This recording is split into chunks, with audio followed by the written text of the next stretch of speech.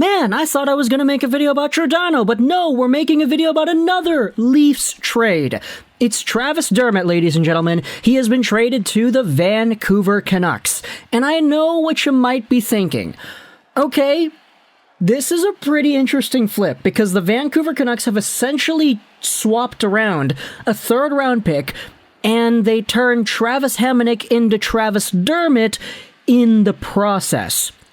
They initially traded Hamonic to the Ottawa Senators for a third, and then they traded away a third. I'm not sure if it's that third, but it was a third to the Toronto Maple Leafs in exchange for Travis Dermott, a player whom the Canucks were heavily in talks for this morning. Now he is a Canuck.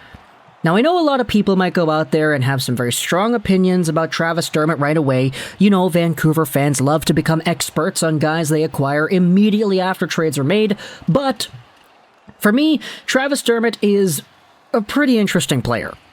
He's a guy that, let's just go out there and establish it right here.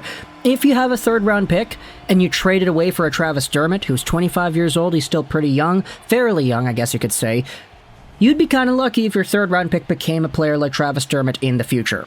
Now, with that being said, 25 years old isn't particularly young, it's not particularly old, but it is still young enough that I think it could be somewhat valuable. He also is making $1.5 million a season till the end of next year. So if you take a look at the Travis Hamonic for the Travis Dermott, this is literally cutting that cap hit in half, and you're getting a player that, in my opinion, is better?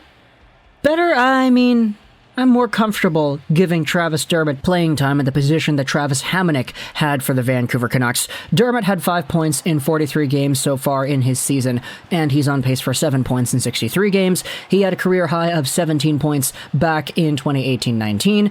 And I think for a lot of people, when you think about Travis Dermott, the biggest highlight that stands out right away is this right here. You see this? 2021 playoffs, it says 3 games played, 0 goals, 0 assists. It should say 1 assist, because the 1 assist that he did have in the postseason was very impactful, it was very paramount, and it was kind of the turning point of the entire series. It was in his own zone in Game 6 against Montreal, where he did a really strange spin-a-ramen move that was completely unnecessary in the play. He threw it right up the middle, and it was tape to tape onto the stick of Jesperi Kotkaniemi, who took it, he scored it. Or, excuse me, no, it was to Byron, who then centered it for Kotkaniemi, and then that was the overtime winner in Game 6. Eventually, Montreal won in Game 7 and Toronto lost.